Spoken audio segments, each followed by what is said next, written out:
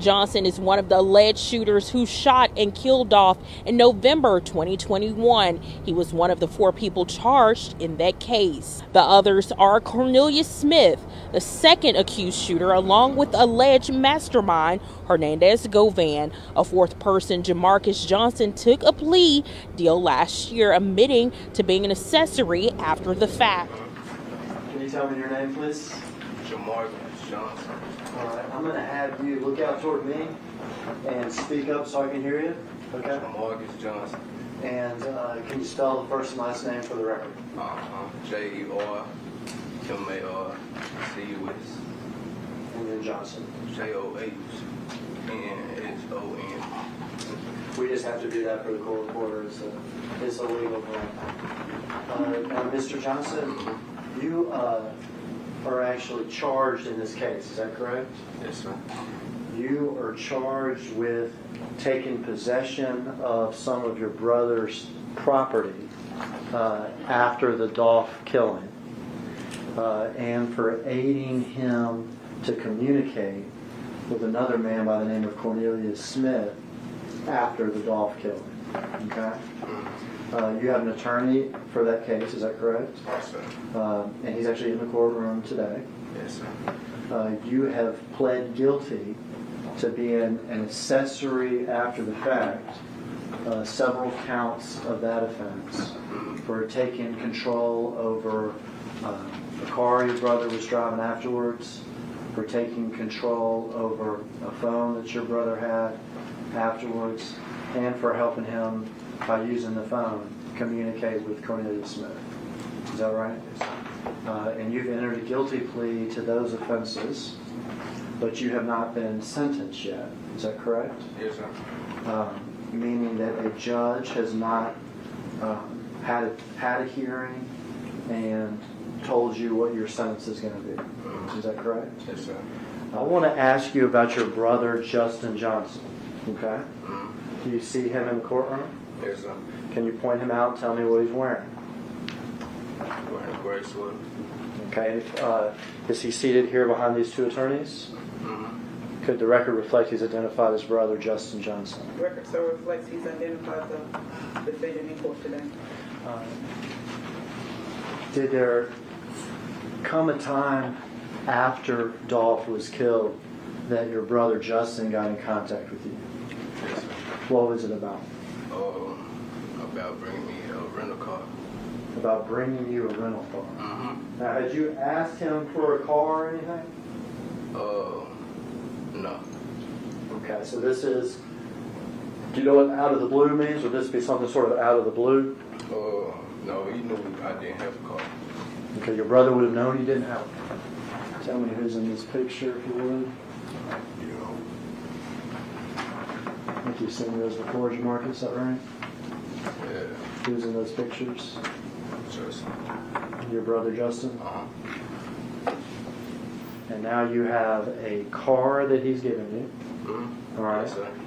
And you have a telephone that was his. Yes, sir. There were times that somebody would call that phone, and then you and your phone would call another phone and put them together so that they could talk. Yes, sir. Okay, so you could aid in those sort of, sometimes we call them 3-way or whatever, conversations between him and other people. Yes, sir. He said, have you talked to Unc? Okay. Did you know who Unc was at that time? No, sir. He said, talk to him. Then he said, if you talk to him, tell him I need some money for my little girl's birthday party. Okay. Yeah. And about money, though. The money that would be coming from Justin and Unc to this C person. I don't think it was coming from Justin. I think it was just coming from Unc. Coming from Unc. He was telling him to ask Unc. Okay. So C was asking Justin to ask Unc where the money is. At the time, had you ever even heard of Big Joke? I knew he was, Had you ever met him? No. You ever talked to him? No, sir. Okay, but you knew his name Yeah. from the rap game and everything else? Stand Tuesday, Terrence Dabney, a now retired Memphis police homicide investigator. He handled the young Dolph case. He detailed the crime scene outside of Makita's Cookies. The spent shell casings, videos, and pictures shown to the jury showed two men with guns, one of them wearing the Bass Pro hat and the gray sweatpants. Prosecutors say is Justin Johnson. The getaway car seen on video, a stolen white Mercedes. Now, rewind back the day before young Dolph's murder, 17 hours before. The jury is shown surveillance video from Crosstown Concourse where Johnson was living with a relative. You can see a white Ford Expedition pull into the parking garage. Then you see a man on the elevator wearing a Bass Pro hat, gray sweatpants. Prosecutors say that's Johnson. A series of videos spanning several hours, counting down to Dolph's death, is shown, showing Johnson coming and going from the building in the same outfit. At one point, he returns to Crosstown Concourse in a white Mercedes car. Prosecutors also show video of a car exchange at a gas station in the middle of the night where that Mercedes is picked up. Then, around 30 minutes before the murder, video shows Johnson leaving the apartment once again. And once again, he's in the same outfit. This time, he's on the phone with his young daughter. You see him leave in the white Mercedes. The shooting outside of Makita's, the incident captured on video. Young Dolph is killed. Today, the investigator testified those guns used in the murder, an assault rifle and a handgun, have never been recovered. Then, 37 minutes after the shooting, prosecutors say surveillance video shows the accused shooters going to another apartment complex, changing clothes, Johnson into a yellow hoodie, and leaves in a white Expedition. Then, hours later, more surveillance video shows him return to Crosstown Concourse in a yellow sweatshirt, go into an apartment, come back out with his bags packed. Then investigators say he went on the run, starting a manhunt. Yo,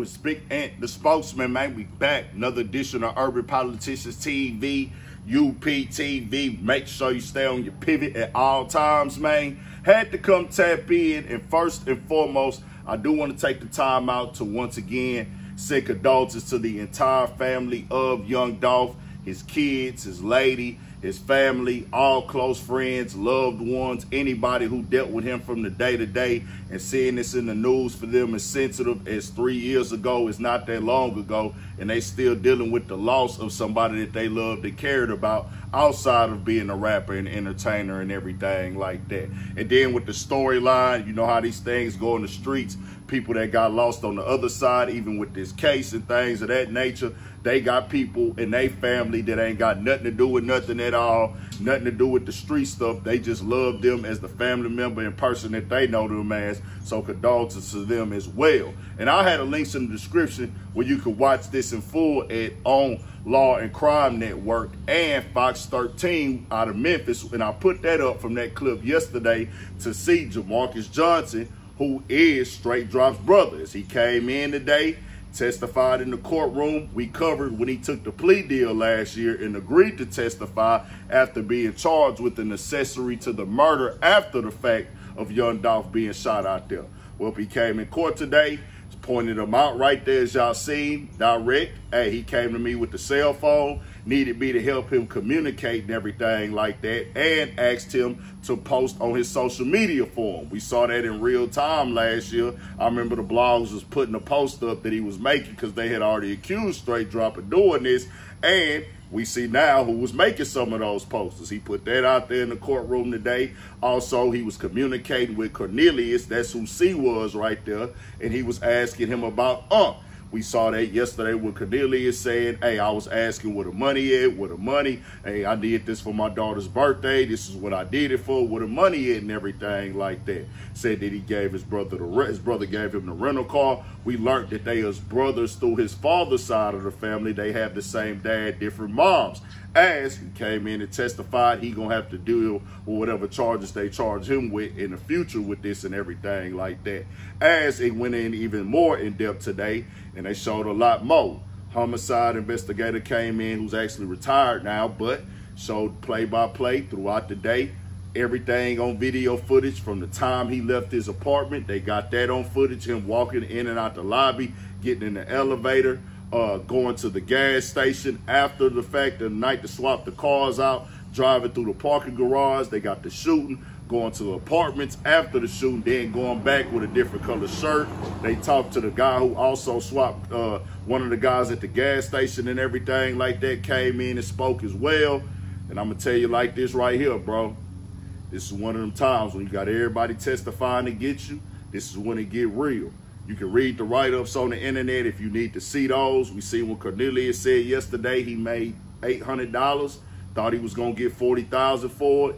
Went out that way he did. Now his lawyer, according to him, was paid for by somebody from CMG. He put that out there, but he said, hey man, I thought I was gonna get this and I didn't get it. My lawyer got paid for, but that wasn't what we discussed.